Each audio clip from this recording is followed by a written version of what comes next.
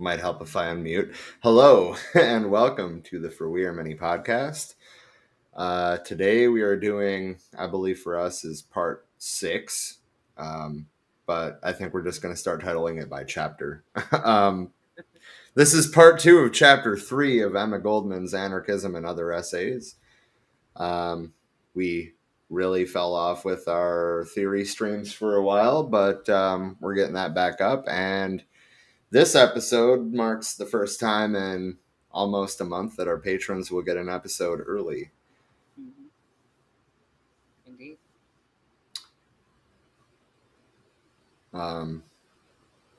So we are using the audio book from Audible Anarchist, which can be found on YouTube. And we are reading along with the link from the Anarchist Library. Or at least I am. I'm not sure if that's the same one that Trish is using or not. Yes, it is. Indeed. The links to both of those will be available in the description. Yeah, I don't know. I guess that's enough of an intro to me. Sounds good. Nailed the awkward level we usually shoot for. Yeah, for sure. Actually, I will add to this intro.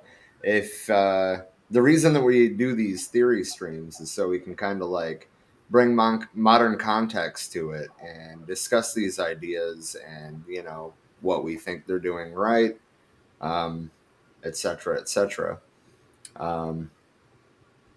And if you want to join the conversation with us, you can join us right in the comments on Facebook or YouTube.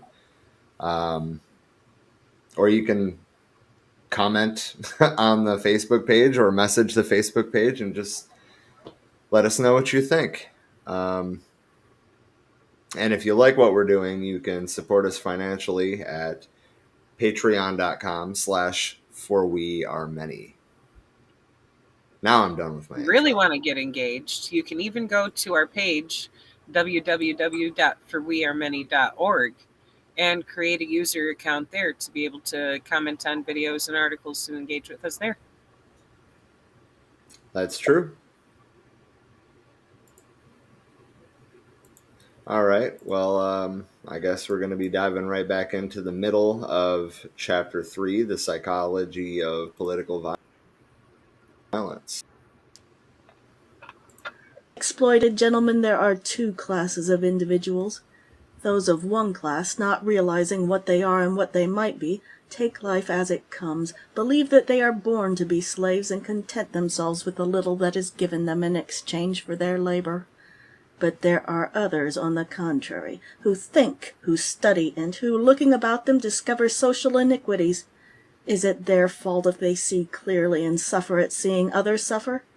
Then they throw themselves into the struggle and make themselves the bearers of the popular claims. So I just want to interject here.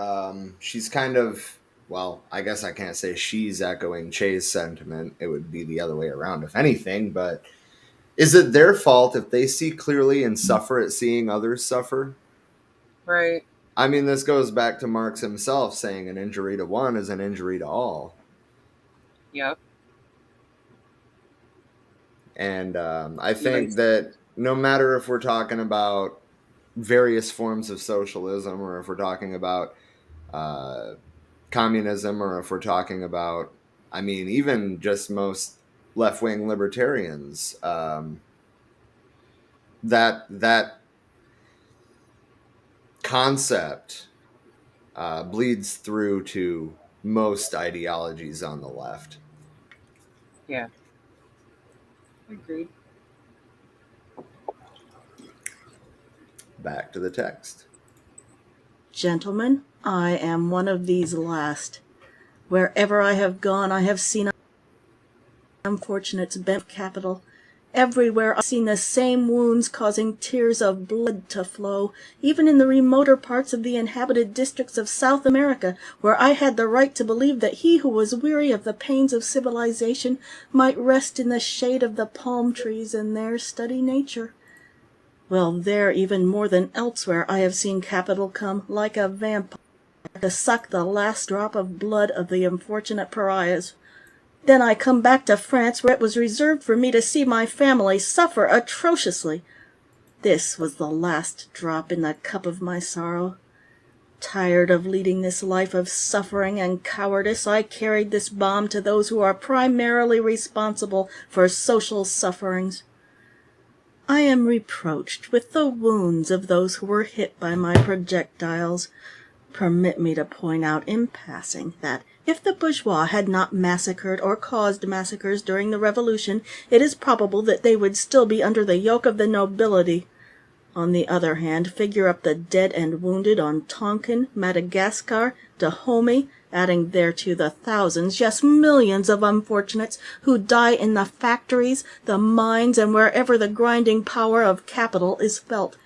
Add also those who die of hunger, and all this with the assent of our deputies. Beside all this, of how little weight are the reproaches now brought against me? It is true that one does not efface the other. But, after all, are we not acting on the defensive when we respond to the blows which we receive from above? Right. I know very well that I shall be told that I ought to bring myself to speech for the vindication of the people's claims. But what can you expect? It takes a loud voice to make the deaf hear. Well said. Too long have they answered our voices by imprisonment, the rope, rifle volleys. Make no mistake, the explosion of my bomb is not only the cry of the rebel Vaillant, but the cry of an entire class which vindicates its rights, and which will soon add acts to words.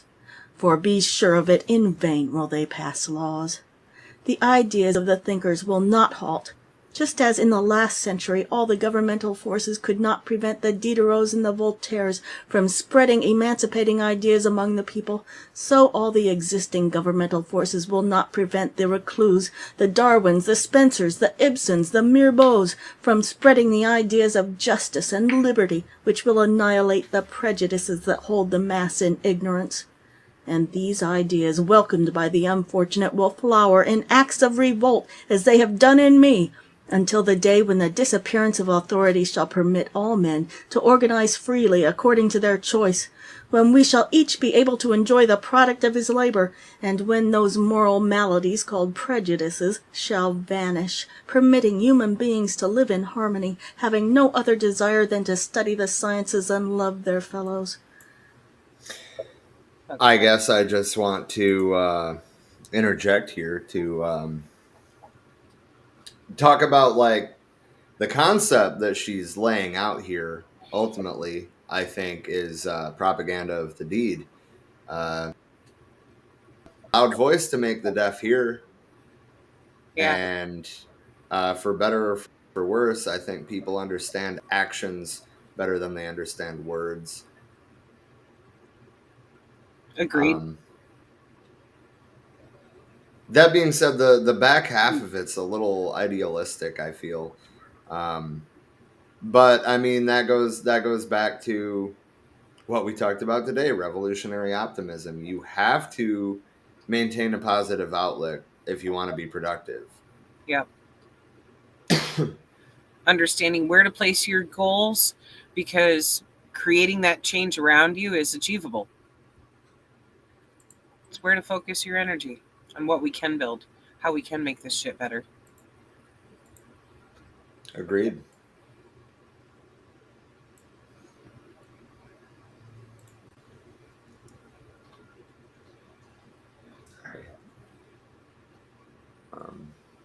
I was working on that. I saw it. Anyway, back to the text. I conclude, gentlemen, by saying that a society in which one sees such social inequalities as we see all about us, in which we see everyday suicides caused by poverty, prostitution flaring at every street corner, a society whose principal monuments are barracks and prisons, such... Does this sound familiar? Yes, that's why I'm nodding my head. Yep. This sounds like way too familiar, right? Yep. Abso-fucking-lutely. A society It's it's kind of wild, to be honest, like how little has changed since the turn of the 19th century, or sorry, the turn of the 20th century. Um, she would probably be aghast to see the sheer number of fucking prisons that have popped up since then. Oh yeah, Thought it was a like she lot was then. she was writing this before for-profit prisons. Mm-hmm. Long before. Yeah. Yeah. Must be transformed as soon as possible, on pain of being eliminated, and that speedily, from the human race. Hail to him who labors, by no matter what means, for this transformation. It is this idea that has guided me in my duel with authority, but as in this duel I have only wounded my adversary, it is now its turn to strike me. Now, gentlemen, to me it matters little what penalty you may inflict. For, looking at this assembly with the eyes of reason, I could not help smiling to see you, atoms lost in matter, and reasoning only because you possess a prolongation of the spinal marrow, assume the right to judge one of your fellows. Ah, gentlemen, how little a thing is your assembly and your verdict in the history of humanity. And human history in its turn is likewise a very little thing in the whirlwind which bears it through immensity, and which is destined to disappear, or at least in order to begin again the same history and the same facts, a veritably perpetual play of cosmic forces renewing and transferring themselves forever. Will anyone say that Vaillant was an ignorant, vicious man or a lunatic? Was not his mind singularly clear, analytic? No wonder that the best intellectual forces of France spoke in his behalf, and signed the petition to President Carnot, asking him to commute Vaillant's death sentence. Carnot would listen to no entreaty. He insisted on more than a pound of flesh. He wanted Vaillant's life, and then the inevitable happened. President Carnot was killed. On the handle of the stiletto used by the attentater was engraved significantly, Vaillant. So again, we're seeing propaganda of the deed play out. Right. The French state was trying to crack down on an anarchist that had set off a bomb, and then the president was assassinated in the name of the bomber who he would not commute the sentence for. So, for every action, there's an equal and opposite reaction. Yep. Yeah. That.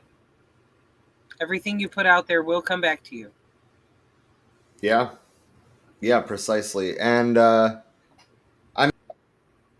mean, back to the revolutionary concepts, put forward by the Cubans or by the Black Panther Party. You can kill a revolutionary, but you can't kill the revolution. Right.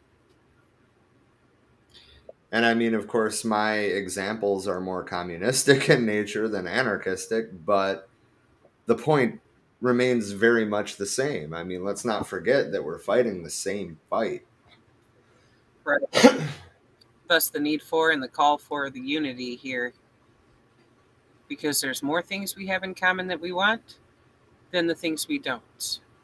And getting back to the revolutionary optimism, as Kwame Ture said, because it's so fucking important, that our unity represents what we stand for, not what we stand against.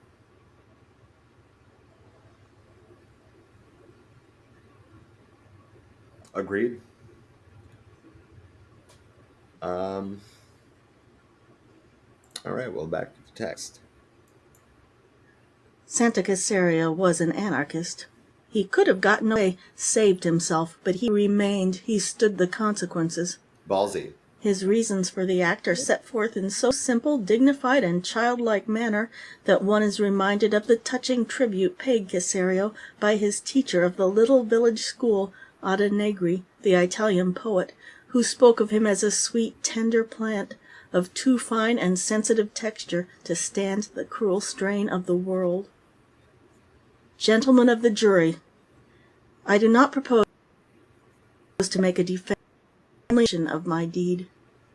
Since my I began to learn that present society is badly organized, so badly that every day many wretched men commit suicide, leaving women and children in the most terrible distress.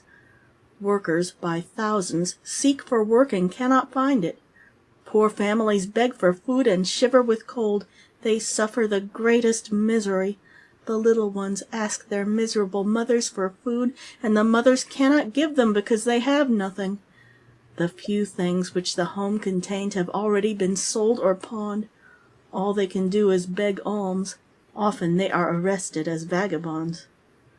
I went away from my native place because I was frequently moved to tears at seeing little girls of 8 or 10 years obliged to work 15 hours a day for the paltry pay of 20 centimes. Young women of 18 or 20 also work 15 hours daily for a mockery of remuneration. And that happens not only to my fellow countrymen, but to all the workers, who sweat the whole day long for a crust of bread, while their labor produces wealth in abundance. The workers are obliged to live under the most wretched conditions, and their food consists of a little bread, a few spoonfuls of rice and water, so by the time they are 30 or 40 years old, they are exhausted and go to die in the hospitals. Besides, in consequence of bad food and overwork, these unhappy creatures are by hundreds devoured by pellagra, a disease that, in my country, attacks, as the physicians say, those who are badly fed and lead a life of toil and privation. So, Damn, dude. I'm not saying that our conditions are in every way as bad, but the parallels cannot be ignored. I mean, we might have a lot better than a little bread, a few spoonfuls of rice, and some water, but what can poor people honestly afford to eat? Cheap processed garbage that's going to kill them by the time they're 40 or 50 anyway. Yep. So I mean, the parallels between what was this 1910? I think we discussed in an earlier piece. Um, Remember right? Yeah. so we're talking like 111 years ago. And in terms of working conditions in this country, they've changed, but they haven't gotten better. Not by much. There's seldom few things that have helped change anything, like child labor laws and minimal restrictions when it comes to the working conditions and what you're exposed to. But overall, not a whole hell of a lot has changed. Right. I mean, okay, so we don't see little girls of 8 or 10 years old working because Right. of the child labor laws that you just mentioned. But I mean, young women of 18 or 20 working 15 hours a day, that's reality. That's today. Yeah. To barely be able to keep a roof over their head or to feed their child that they don't get to see. Right. Because they're too busy working. Fuck. Anyway, back to his statement to the jury. I have observed that there are a great many and many children who suffer, whilst bread and clothes abound in the towns. I saw many and large shops full of clothing and woolen stuffs, and I also saw warehouses full of wheat and Indian corn, suitable for those who are in want. And on the other hand, I saw thousands of people who do not work, who produce nothing and live on the labor of others, who spend every day thousands of francs for their amusement, who debauch the daughters of the workers, who own dwellings of 40 or 50 rooms, 20 or 30 horses, many servants. In a word, all the pleasures of life. Once again, sounds familiar. Yeah, actually that's what I was going to say. I mean, you know, food deserts are a pretty decent example of this. You go through Right. urban areas and there's people that can't afford housing or that can't afford transportation rather. That have to survive off of whatever shit food they can buy from the fucking gas station. Right. Or a I Dollar mean, well, General. I mean, fuck, dude, you and I have both lived in Flint for a long time. I mean, we know exactly what that's like. And Right. I can't imagine what it was like after the Kroger on the east side closed. Thankfully, a different grocery store did pop up in there. So that one is still active, but there's a lot of other stores that nothing came back to fill their place. And Right. so it's been on like the dollar stores and gas stations, party stores, etc., to start carrying food too, to even be able to make sure that people in the neighborhood have at least some fucking canned or frozen processed shit that they can eat. At least they're trying, but it's still not healthy food. Right. It's not the same as Right. having a fucking grocery store there where, like, even if you like some of that shit, you could, grab a few things that are pre-made. But for the most part, you're going to be grabbing stuff that you're actually cooking yourself, not processed stuff. If you have an actual grocery store. Right. Um, but I mean, yeah, that back to the point though, like in urban centers, there's massive areas, especially in impoverished areas, that don't have grocery stores, that Right. don't have medical facilities. And then you go out to the suburbs and, like there's, They're on every corner. yeah, I mean, like where I'm at, for example, which is suburban, I wouldn't say it's ritzy suburbs, but it's suburban. Um, like just within a half a mile from here, we've got a Walmart and a Fry's. You go a little bit further, and there's an Albertsons. Like the point is that there's options. Right. And I mean, even during the height of the COVID pandemic, when shelves were fucking empty, I mean, for most of your shit, if it wasn't toilet paper, you could just go to another store and find it. That's not the case in urban areas.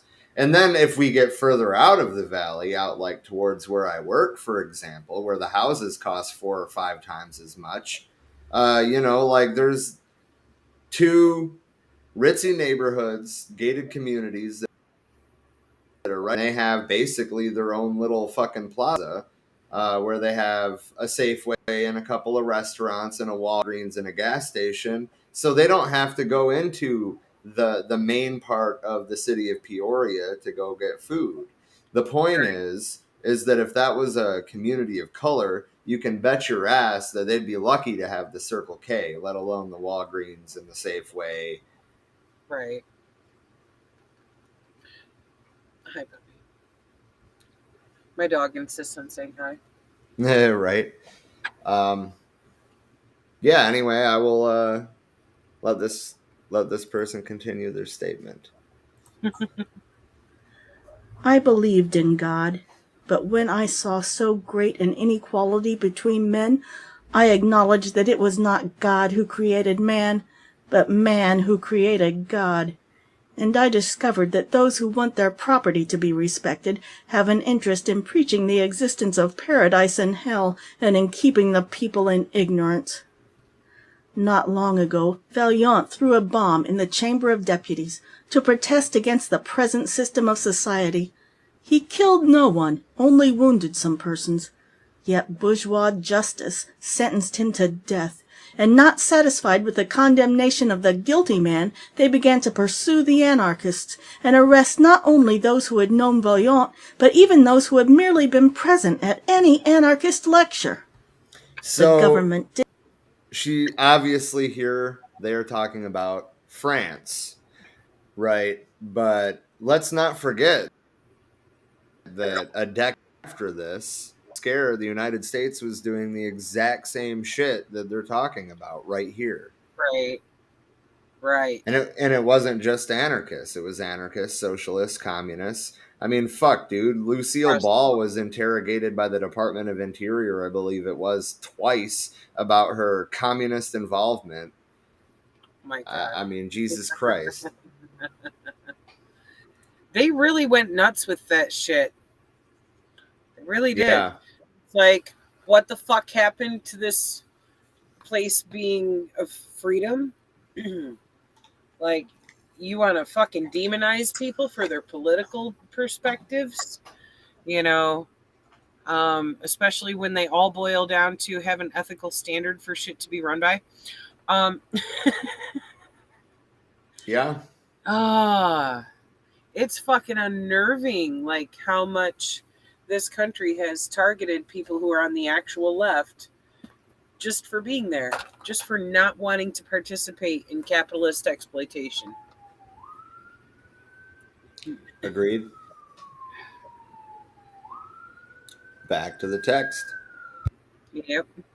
Did not think of their wives and children. It did not consider that the men kept in prison were not the only ones who suffered, and that their little ones cried for bread.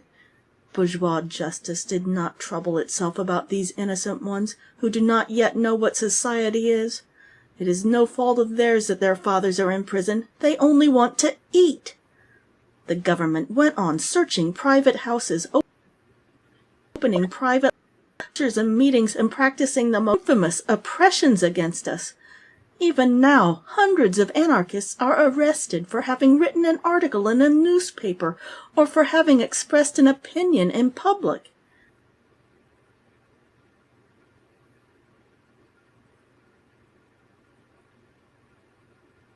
Lost your audio completely. I forgot to unmute. Okay. Didn't hear anything you said. Great. Okay.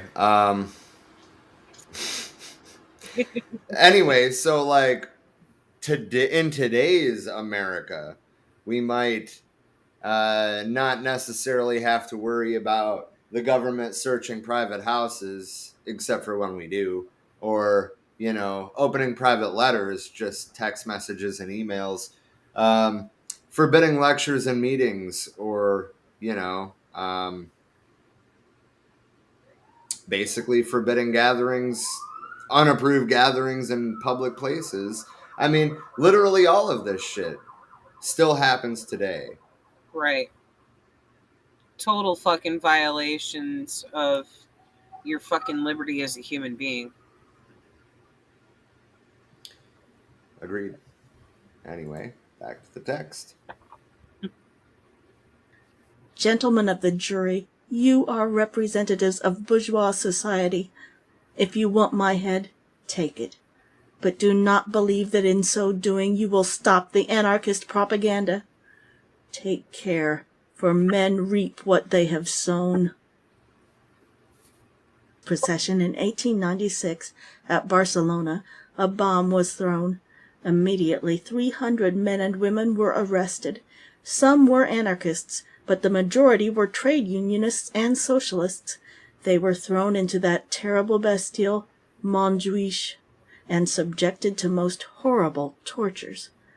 After a number had been killed or gone insane, their cases were taken up by the liberal press of Europe, resulting in the release of a few survivors. Isn't that always the role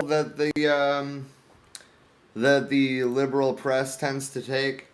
I mean, like, even today, and I'm not saying that we shouldn't free Leonard Peltier. We definitely should. He's a political prisoner and has been for over half a century.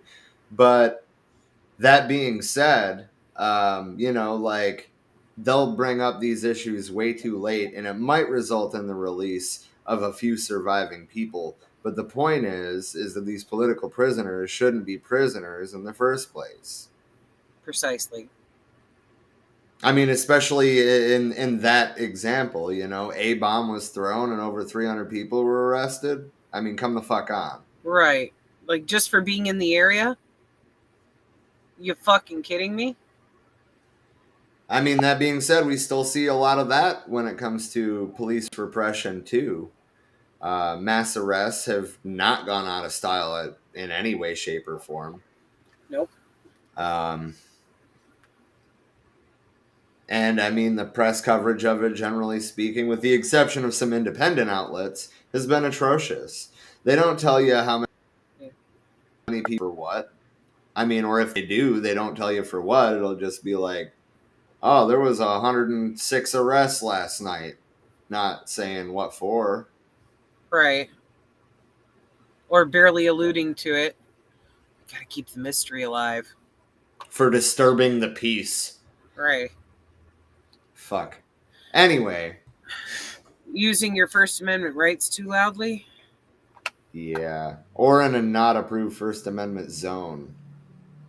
I'm just saying, dude, if that happened in almost any country in Europe, shit would have been on fire that day. Yep. Free Yep. speech zones? Are you fucking kidding me? Yep. France wouldn't What let that was fly. it recently that happened in France? They made it illegal to record police, and then, well, people started setting police precincts and shit on fire, and within 3 days, like, the law was overturned and the prime minister resigned.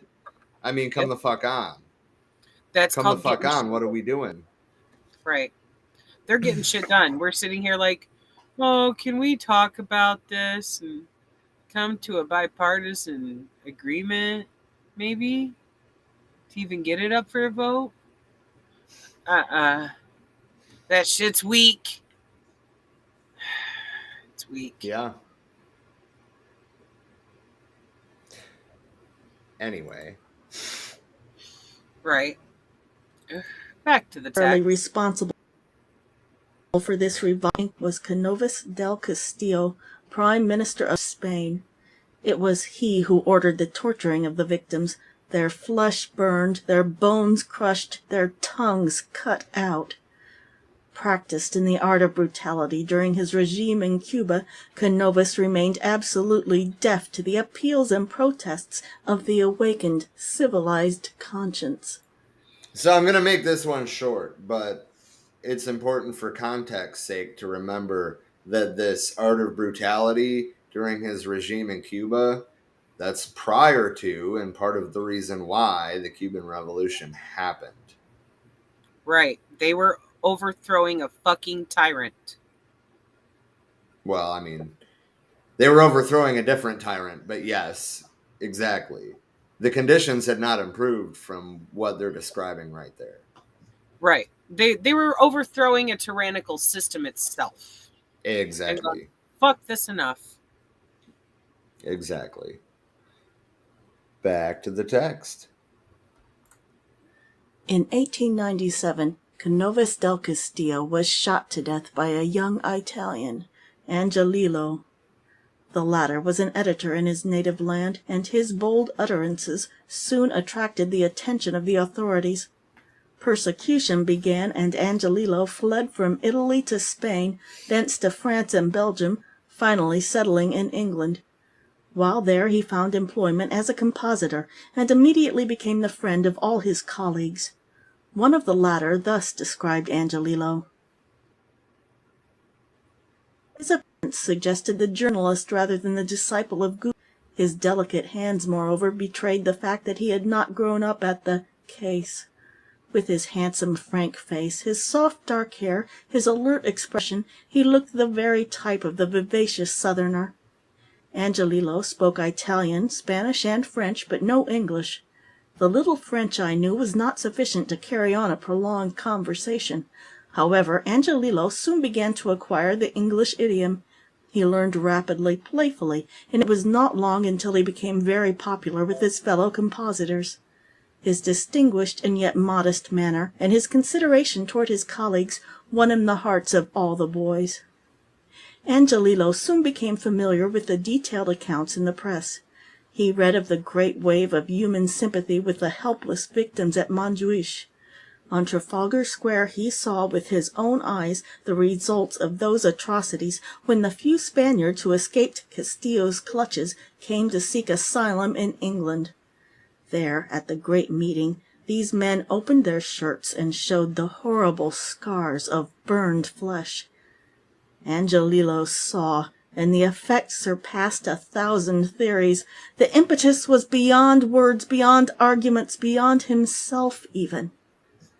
I can Señor imagine. Antonio Cánovas del Castillo, Prime Minister of Spain, sojourned at Santa Agueda. As usual in such cases, all strangers were kept away from his exalted presence. One exception was made, however, in the case of a distinguished-looking, elegantly dressed Italian native, it was understood, of an important journal. The distinguished gentleman was Angiolillo.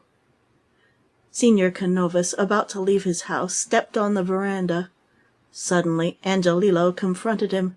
A shot rang out, and Canovas was a corpse. The wife of the Prime Minister rushed upon the scene. "Murderer! Murderer!" she cried, pointing at Angelillo. The latter bowed. "Pardon, madame," he said. "I respect you as a lady, but I regret that you were the wife of that man." Calmly, Angelillo faced death. Death in its most terrible form, for the man whose soul was as a child's. He was garroted. His body lay sun-kissed till the day hid in twilight, and the people came, and pointing the finger of terror and fear, they said, "There, the criminal, the cruel murderer." I have to Google garroted. Garroted, whatever. Yeah, I'm curious about that too, because that's not something I'm familiar with either.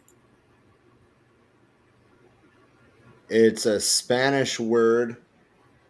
It's a weapon, usually a handheld ligature of chain, rope, scarf, wire, or fishing line used to strangle a person.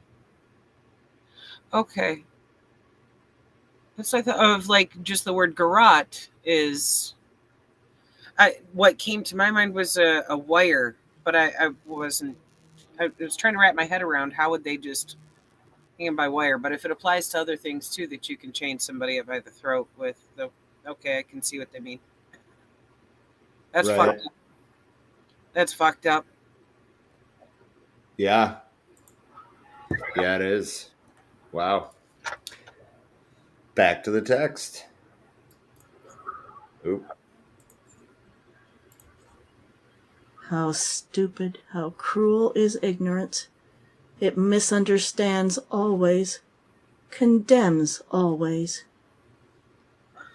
You know, to be fair, like that last couple of lines there can apply, and I mean no disrespect by this, but that is something that a lot of internet anarchists could learn from. That line right there. How stupid, how cruel is ignorance. It misunderstands always and condemns always. Right. And I mean, it's not just anarchists either. That applies to nihilists, that applies to libertarians, that applies to liberals. But in terms of people on the left, I feel like specifically online anarchists can learn a lot from that. The ones that are actually organizing in their communities generally don't misunderstand things because they've actually had these conversations before. But anyway, but the point is though, that everybody can learn from. I'm still like, I guess I just want to rewind a little bit because Angiolillo, I mean, you know, the the fucking balls on that guy. I mean, he knew that he was facing death, and yet he didn't run. He knew that he was going to face death, and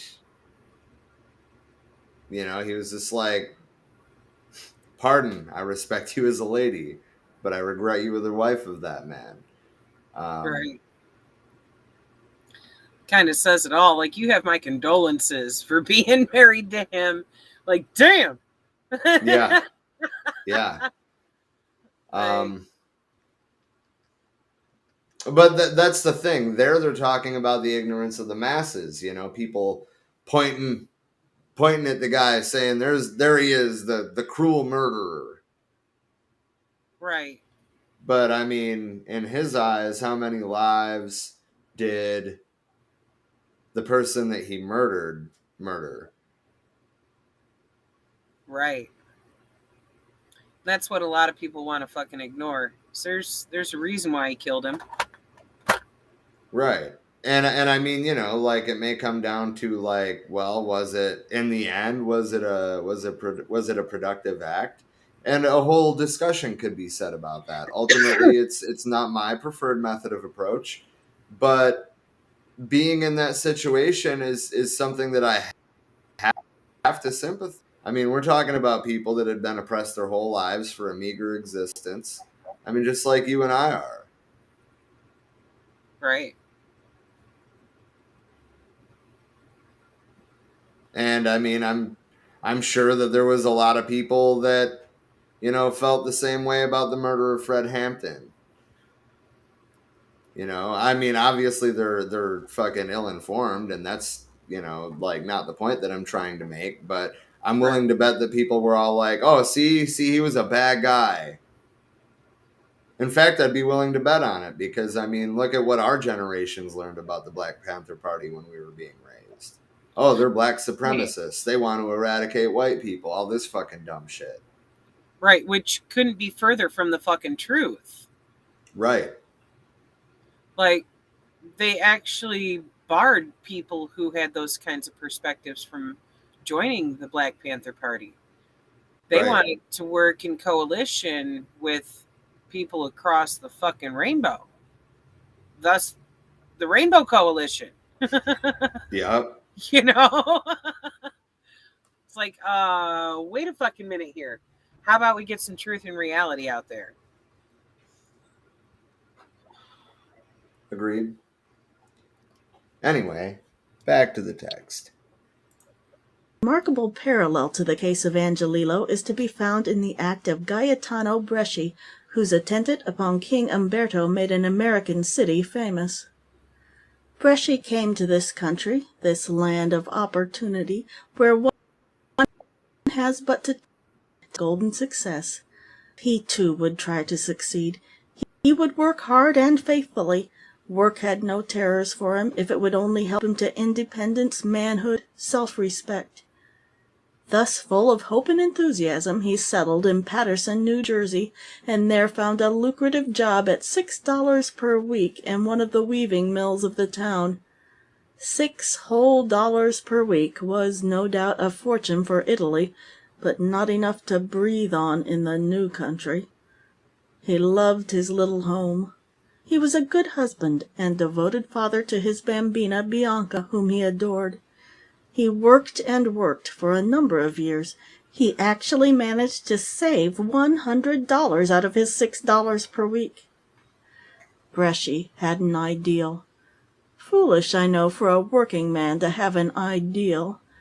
The anarchist paper published in Paterson, La Question Sociale.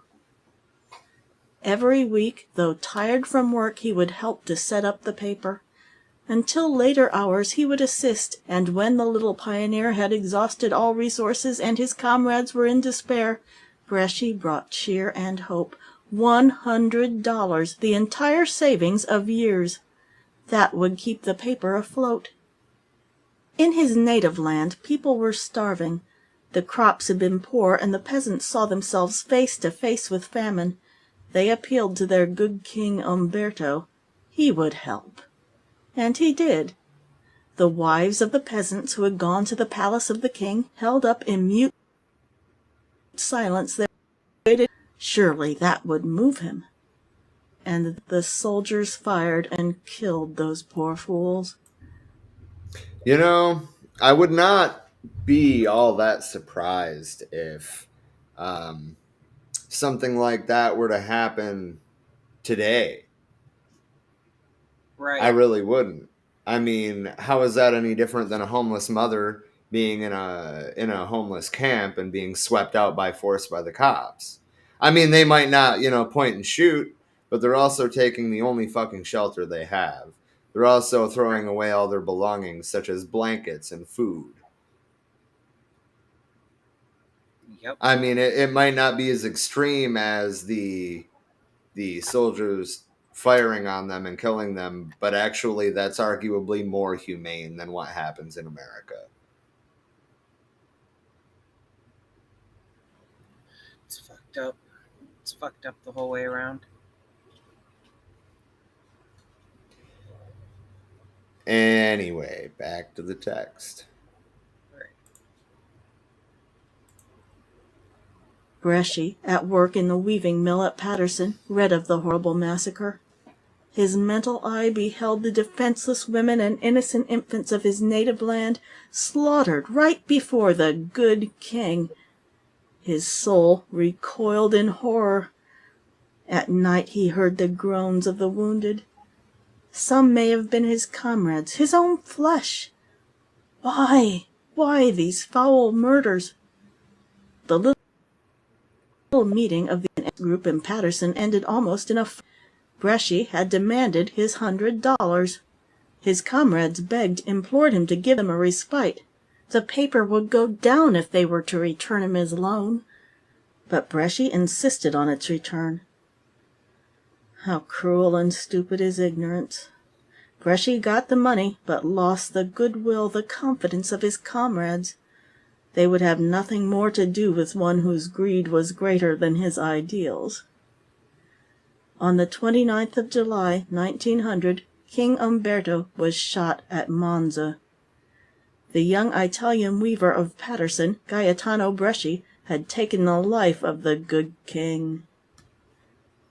Paterson was placed under police surveillance. Everyone known as an anarchist hounded and persecuted, and the act of Bresci ascribed to the teachings of anarchism.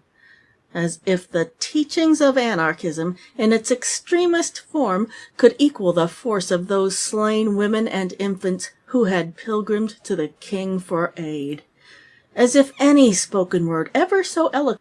So I was a little slow on pausing that, but so like I had alluded to this earlier, but as if the teachings of anarchism in this case, or the teachings of fucking Marxist-Leninism in another case, as if these in their extremist forms could equal the force of those slain women and infants. And basically, I think what she's getting is they went to the king and they asked for help and they were killed for it. Ultimately, the system, I think, was trying to defend itself. And yet again, every action has an equal and opposite reaction. So, like, okay, they took out the king, but was the power structure significantly altered? I mean, they might have went to exactly. They might have went to a more liberal setup than a monarchy, but well, let's also not forget that fascism was born in Italy, not 20 years after this. Yeah.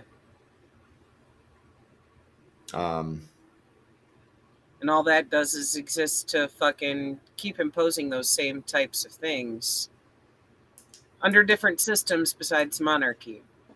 right. Just wielding the same power. Indeed. Anyway, I'll shut up now. Could burn into a human soul with such white heat as the life-blood trickling drop by drop from those dying forms. The ordinary man is rarely moved either by word or deed, and those whose social kinship is the greatest living force need no appeal to respond, even as does steel to the magnet, to the wrongs and horrors of society. If a social theory is a strong factor inducing acts of political violence, how are recent violent outbreaks in India, where anarchists have hardly been born? More than any other old philosophy, Hindu teachings have exalted passive resistance, the drifting of life, the nirvana, as the highest spiritual ideal. Yet the social unrest in India is daily growing, and has only recently resulted in an act of political violence, the killing of Sir Curzon Wyllie by the Hindu Madar Soldingra. So it's important to point out that is when India was occupied by the British, which is no longer the case. But that being said, there is still a fairly high level of unrest in India to this day. The forces of the left versus the forces of reaction have been, figuratively speaking, duking it out since the shit that they're talking about. And really since before that, because how did all these problems get there to begin with? The British. Right. That being said, I mean, there is more than one active communist party in India. There is the Marxist Party and the Maoist Party. And then I believe there's some sort of reformist communist party there too. But the point is that when the farmers' protests began, the reason we didn't see it on American media is because there was thousands of people marching on the fucking Capitol with hammer and sickles flying. Yep. Some of them even driving their motherfucking tractors. It was beautiful. Some of them, hell, it was a lot. Yeah. This is true. This is very true. Those laws were finally overturned. I know that we never did an update on the situation in India, but those laws were overturned, and it does seem like it's been more peaceful. That being said, the fight's not over. That was simply a catalyst. It's not the only problem. Right. I mean, especially now that the people have seen how the government is going to act when they try to redress grievances. Yep. Forewarned is forearmed. Yeah.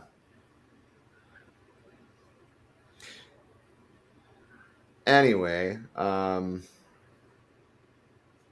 to the text. If such a phenomenon can occur in a country socially and individually permeated for centuries with the spirit of passivity, can one question the tremendous revolutionizing effect on human character exerted by great social iniquities? Can one doubt the logic, the justice of these words? Repression, tyranny, and indiscriminate punishment of innocent men have been the watchwords of the government of the alien domination in India ever since we began the commercial boycott of English goods. The tiger qualities of the British are much in evidence now in India.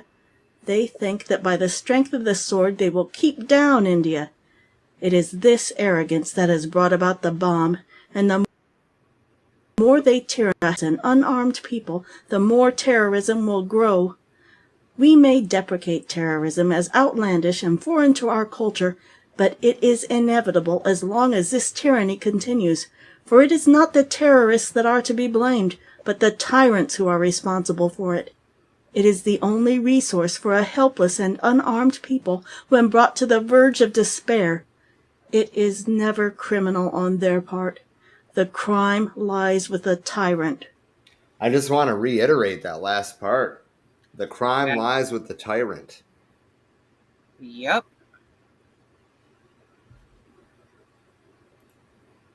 From the Free Hindustan. Even conservative scientists are beginning to realize that heredity is not the sole factor molding human character. Climate, food, occupation? Nay, color, light, and sound must be considered in the study of human psychology. If that be true, how much more correct is the contention that great social abuses will and must influence different minds and temperaments in a different way? And how utterly fallacious the stereotyped notion that the teachings of anarchism, or certain exponents of these teachings, are responsible for the acts of political violence. Once again, the crime lies with the tyrant. Right. Anarchism, more than any other social theory, values human life above things. All anarchists agree with Tolstoy in this fundamental truth. If the production of any commodity necessitates human life, society should do with commodity, but it cannot do without that life. That, however, nowise indicates that anarchism teaches submission. How can it, when it knows that all suffering, all misery, all ills result from the evil of submission? Goddamn right. Has not some American ancestor said, many years ago, that resistance to tyranny is obedience to God? And he was not an anarchist, even. He wasn't even a leftist. Who was it that said that? I'm going to have to Google it. I should know it. I want to say, well, I'll just resistance to tyranny is obedience to God. Thomas Jefferson. Okay. That's what I thought. That slave owning motherfucker. Yeah.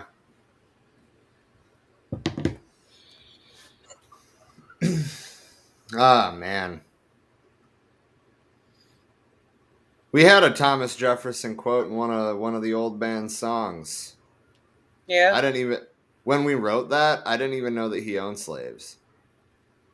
Hadn't had your bubble burst yet, huh? I mean, I guess not. Well, it's one of those things that a lot of people don't even think to ask.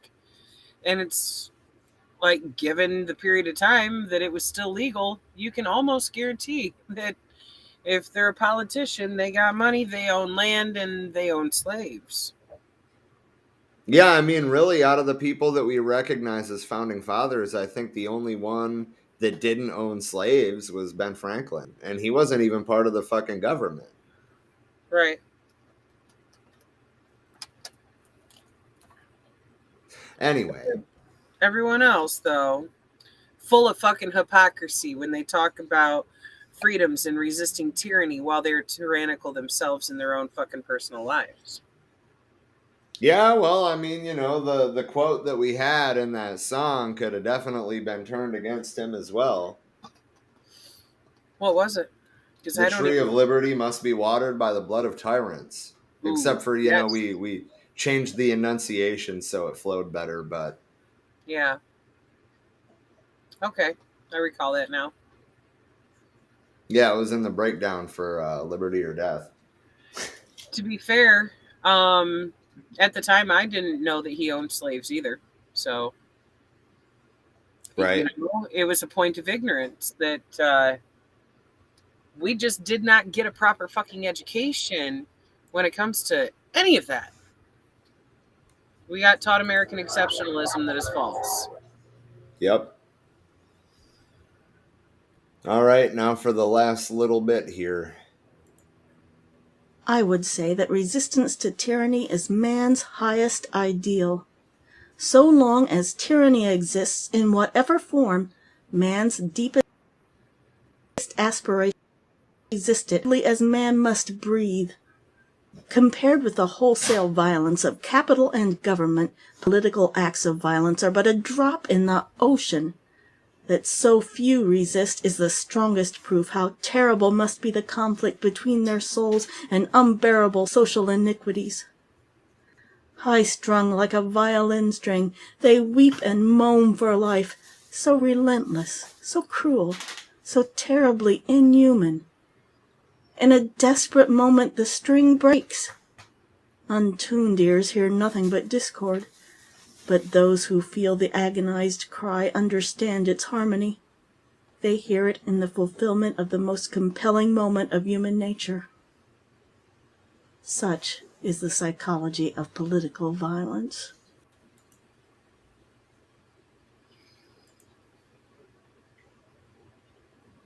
I kind of want to reread that last paragraph. High strung like a violin string, they weep and moan for life. So relentless, so cruel, so terribly inhuman. In a desperate moment, the string breaks. Untuned ears hear nothing but discord, but those who feel the agonized cry understand its harmony. They hear in it the fulfillment of the most compelling moment of human nature. Such is the psychology of political violence. Yep. That. That's like an eerily accurate metaphor. Yeah. And once again, sounds familiar. Still applies today. She had such a beautiful way of getting her points across. She was a very fucking eloquent speaker. Punches you right in the fucking soul. Agreed. Um, well, that brings us to the end of chapter 3. So, 2 weeks from the day that you see this on Facebook and YouTube, we will be doing chapter 4.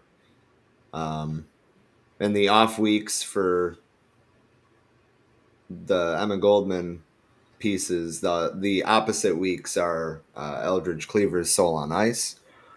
And of course, if you're a patron, you're probably going to get these episodes early. No, probably about it. Let's get it on there. Amen to that. We can be found, well, frankly, all over the fucking internet. Right. We have. What was that? I said we get around. Fair enough. Fertilizing the entire interwebs with communist and anarchist thought. Well said. If you like what we're doing and you want to contribute financially, patreon.com/forwearemany. We're on TikTok and Instagram at For We Are Many Podcast. We have our website, www.many.org. For We Are Many Podcast on YouTube, and just plain old For We Are Many on Facebook. We also have the Education and Discussion Facebook group. Yeah, feel free to join the conversation whenever you can. Hell yeah.